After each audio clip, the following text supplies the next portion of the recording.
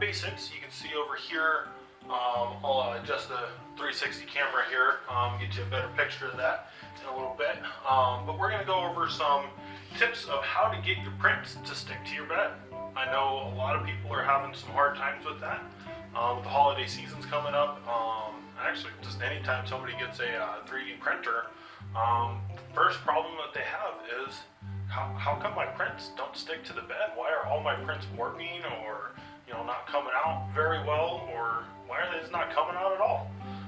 So I'm going to go over some of the basics. I've a little bit about myself. I have been 3D printing for a little over a year now. You can see I got a couple of 3D printers here.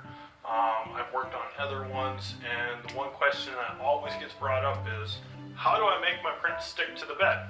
Well, I got a couple solutions for you, and there's some other things that I've tried that haven't worked out so well for me, but they did work a little bit. So some of them are a little bit more expensive, some of them are a little bit cheaper. So let's dive right in. So the first one, this is my number one. Let me start off by saying I'm not paid by anybody here, or any of these products that I'm talking about today. Build Tech. This is an old sheet. It's about time to replace it. This is my only thing that I use now. It is definitely the best. I've actually found that if it starts getting kind of slick, after a number of prints or something, the surface can get kind of slick. Cleaning it with alcohol might not work anymore. So I found resurfacing it with acetone and cleaning it up, and that's why it kind of looks all scratched up, is I kind of really scrubbed in there with the acetone. It actually does kind of eat away at it, so do be careful with the acetone on there. You definitely don't want to get too much. But a little bit more about the Build Tack. I switched to it, and it is definitely the best surface. I've actually had things where it was actually too stuck. So that can be a downside for it. Always wait until it's cool to pop the print off of the bed. Definitely seem to work a little bit better. But some other things, it's not just the material. Some other things in there that can cause some problems are some settings. Let me open up my Cura here real quick. I use Cura. It's one of the only printer softwares that I've used. I do have a Cell Robux over there, and I just use their standard software. I actually started off with that Cell Robux, so I kind of got spoiled. That's actually probably one of the best printers on the market. It's a little bit costly. The build bed is pretty small, and that's why you see some of these other printers that I have in here. But in the advanced settings, the initial layer thickness, this one can really control how your print's going to stick to the bed. So getting this one dialed in, and if you're into the programming aspect of it, getting into the configuration H, and actually looking, I have auto bed leveling set up on this particular printer. Actually, all three of these printers have auto bed leveling. It's a great feature to have. Kind of makes everything automated, so you don't have to worry about it. But you can come in here, let's see, right here. So if you have the auto bed leveling set up, and you can get into your configuration H, the cell I can't, and then the Axiom down there I actually can't get into as well. So they won't share their code with me. So those ones I have some problems with that I can't get into and actually fix. I wish Axiom would release their Marlin software, because I believe that's what they're using. It might be riprap, but it all kind of configures down to the Marlin. So I wish that they would release that information, so that way I can get in there and fine-tune it just the way that it absolutely needs to be, instead of they got 3 different firmwares that you use to hopefully make one that works. But if you can get into your configuration H, you can see right down here under the Z probe offset from extruder. This setting down here in the auto bed leveling, that actually changes how far your offset is. So on my particular probing, how it probes, I actually have it come down on each one of these little screw heads. Well, that's actually a little bit under where the where the actual bed is. So I've had to adjust it so that way when it comes down and it touches the screw head,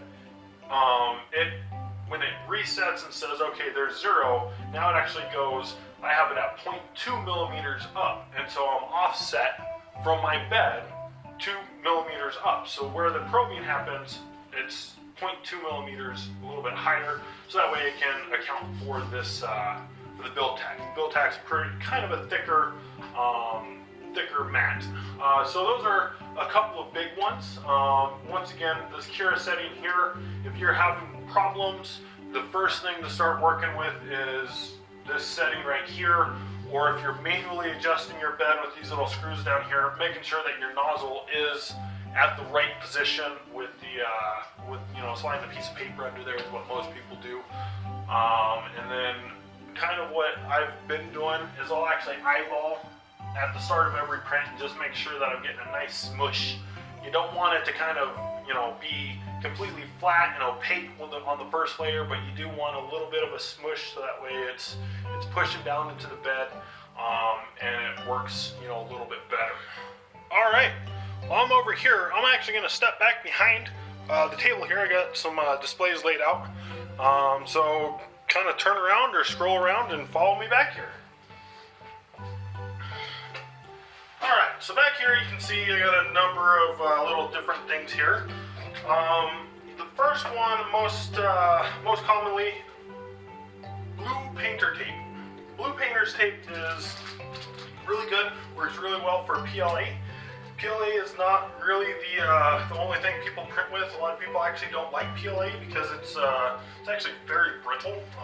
It's pretty hard material. It's actually the easiest to print with. You actually don't need a heated bed, and then blue painter's tape generally works. Blue painter's tape can work with ABS sometimes and some other things. I haven't had the best luck with blue painter's tape. Some downsides to the blue painter's tape is it's pretty much paper. It doesn't last forever. So this is one of my older print beds. You can see, your nozzle can come in there and kind of scoot it, or after a couple of prints, it'll start peeling up. Actually, if I peel this piece up, you can see what I got. It just kind of ripped up, and so I just kind of relayered. I wanted to do another print real quick, so I just relayered it real quick with more blue painter's tape. You can get it a number of ways. You can get it in rolls. I have, this is, I think, 1 inch, 1.5 incher. You can get it up to about a 3-inch roll pretty easily at your local hardware stores. This is actually found at Micro Center.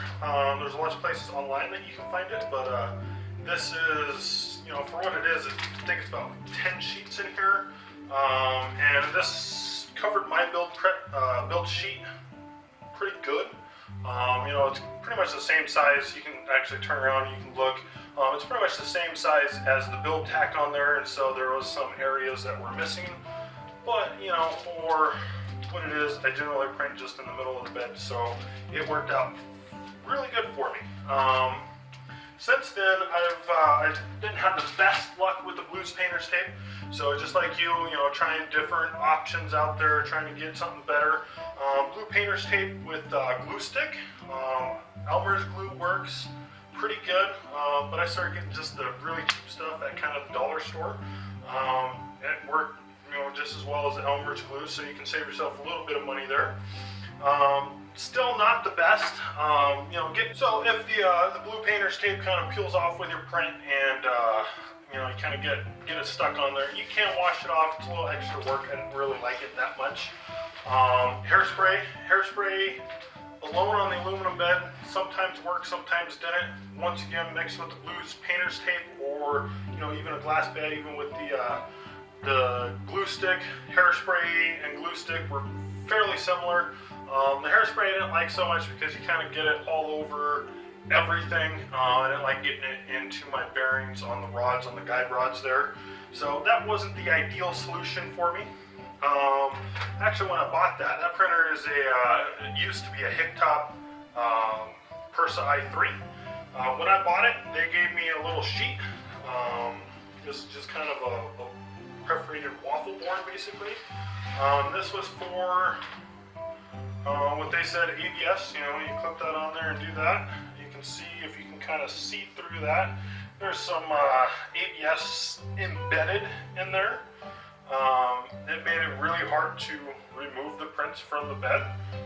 It did work. It kind of stopped the warping, but it was kind of hard to, kind of too hard to get the pen or get the print off of the bed. So not ideal. A good solution for ABS is the Kapton tape. I don't print with ABS too much. There's so much shrinkage, especially on that particular machine. There's a lot of shrinkage that happens, and it just, you know, with the open air system, ABS is not the best ideal solution. But this Kapton tape, once again, I got this at Micro Center. This one's $14.99 there. I don't know where it is at your local establishments. But this was actually a pretty good solution. ABS requires really hot bed temperature, and that actually will kind of heat up the build chamber as well. And if you have an enclosure for your printer, you kind of get the added benefit of extra heat in there. You can actually build an enclosure and put a heater in there to kind of keep it really nice and warm until the entire print is done. So that way you don't get that much of the material shrinkage, and you can, you know, alleviate some of the warping problems. Getting it too hot in there can also cause problems. So, you know, there's a lot of tinkering. But this is definitely a good solution, the Kapton tape. Kapton tape is definitely a good solution. It did not work very well with PEGT or PETG. I'll grab a roll of it. PETG. So this stuff, PETG, is kind of one of my favorite prints to work with. Getting the finish just right takes a little bit of playing with. I found, you know, anywhere from a 0.2 to a 0.3. The finish actually gets a little bit better. If you try printing really small, it doesn't work that well. Gives you kind of an airy look inside of the prints. But these solutions work with pretty much everything. I don't really print too much with the Teflon, not the Teflon, the polycarbonate. Just requires really high temperature, and you know, my Axiom is built for it, but you know, you got a lot of warpage with it, so I just, you know, haven't really dived into that area at all yet. The other easy solution, if you're printing in ABS, is get a couple of your scrap pieces. I know you got some.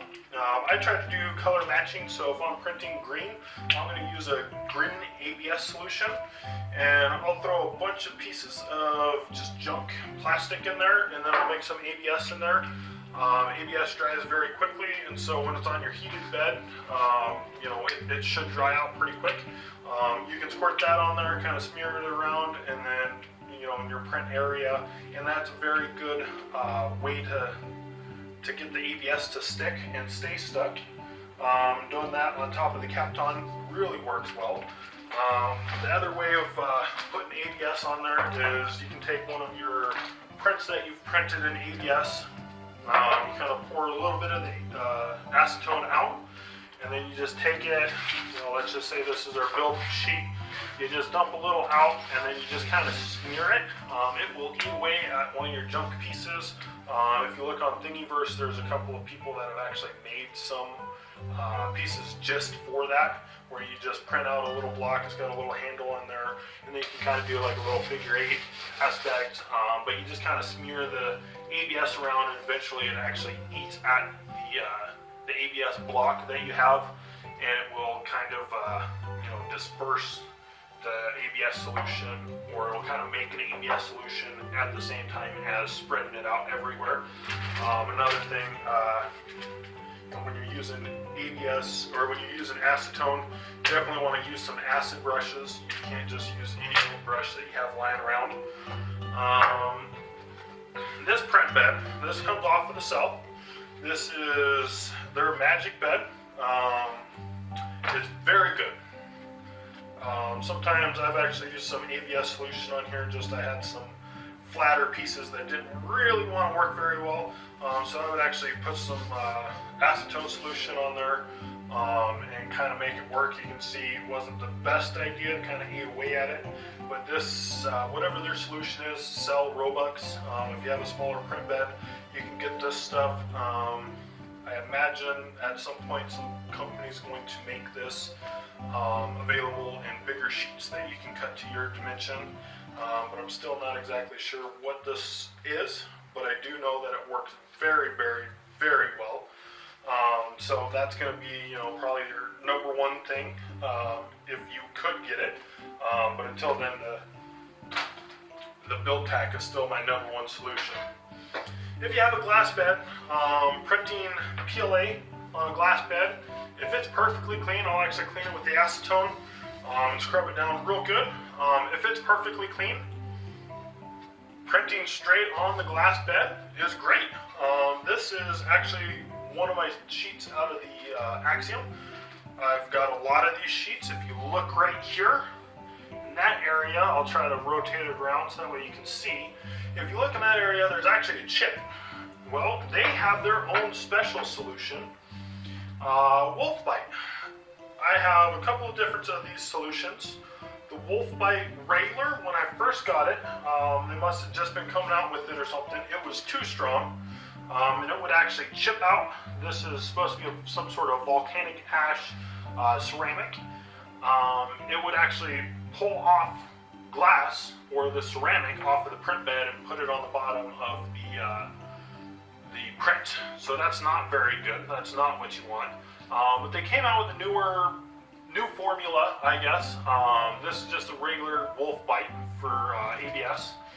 It works very well. It actually works for PLA as well, for me anyways. Now, they have changed from this volcanic ash surface to just a regular glass bed. I imagine I was not the only person with the problem of glass chipping. And the fact that they were pretty quick at sending me out replacement glass every time it did happen definitely you know, was a help for that, so kudos for that. The one downside to this is a single surface where their glass, their new glass is nice on both sides, and so you can actually flip it over if you were to have a chip happen, which I did have it happen once. So this is good. It's water soluble. So you throw it on there, they give you a little brush when you buy it, you slather it on there, it dries up pretty quick, and then when you're done, if the part doesn't just pop right off, you take it over to the sink, you run some water over it, or you know, in my case I used to actually just set it in the sink and fill the sink up, and all of a sudden the parts would all just kind of come off. So good stuff there. It's a little bit pricey. It's not something that you can get, you know, right at your local store. As of yet, hopefully something happens and they kind of make their way into maybe the micro centers. But that's pretty good stuff. Then they have some other formulas. They got a Mega. I don't know where my bottle of Mega is right now. Mega works out pretty well for glass surfaces as well. It's a little bit thicker. You paint it on there, and it actually, I never had the problem of any chipping with that. So those are a few solutions. There's definitely more. You know, you can put Elmer's white glue into, you know, mix it down with some water and spread that on there. I never really got into that one. I figure with the glue stick and the hairspray, it was pretty close to the same thing. Not saying that it doesn't work, but I don't think that you're going to have the best success with it. So investing in something like the build tack is definitely advisable on my side of things for, you know, getting you the best experience that you can. So in closing, there's a lot of ways to get your print to stick into the onto the print bed. I went over just kind of a handful. Those are the ones that I've used. You know, the best solution is the build tack. You can buy it in single sheets. It's kind of expensive. I think a single sheet of it is about 15 bucks. This sheet here has lasted me probably about 6 months now. I stuck it on there. It's actually really stuck. I'm a little nervous on actually having to pull it off of there, but you know, with a little help with the acetone, I think it'll pop right off. You know, that's going to be your absolute best solution. You can get it in different sizes and shapes. So I would recommend that over anything that I talked about, but that's just my own personal preference. Getting your level, getting your initial level set correctly is definitely going to be one of the keys to getting your prints to stick to any surface. Even if you had hot glue on the bottom, you would still need to get that level, you know, set correctly. So spend your time with that. Getting your printer set up in a space where you're not going to be bumping it and moving it all the time. If you're doing manual leveling, definitely does help. And then getting the level set is going to be key to getting your bed set or getting your prints to stick to the bed just right. Too low, it's too hard. It will rip the painter's tape and cause all sorts of problems. Too high, and it's just not going to stick at all. Other things, printed, you know, the bed chamber or the build chamber is definitely a great asset if you're going to be printing ABS. As far as PETG and PLA, I have found that I don't need it. My favorite material to print with right now is actually this flexi stuff here. This flexi stuff is, it can be finicky, but man, when you get it stuck to the build sheet, it's stuck there. You can actually print that stuff right on the aluminum. I've done that a few times and it works pretty good. Straight on glass, obviously it works just as well. So yeah, there's lots of options out there. If you have any questions, just let me know. You can comment below, right below here. If you look behind you, you can see I got drone stuff out the butt. So if you have any questions on drone, or you want a how-to video on something about drones, let me know, and I can get one of those out for you. I know pretty much everything about drones. Not to toot my own horn or anything, but pretty good at it. And then 3D printing, if you have something that you're stuck on, you want to know a little bit more about it, you know, I'll always comment below, and I'll get back to you as soon as I can, and try to get you either answered, or if you have another idea for a video that you're stuck at, maybe I can give you an assistant video and let you know exactly what I do to make it work. Thanks for watching.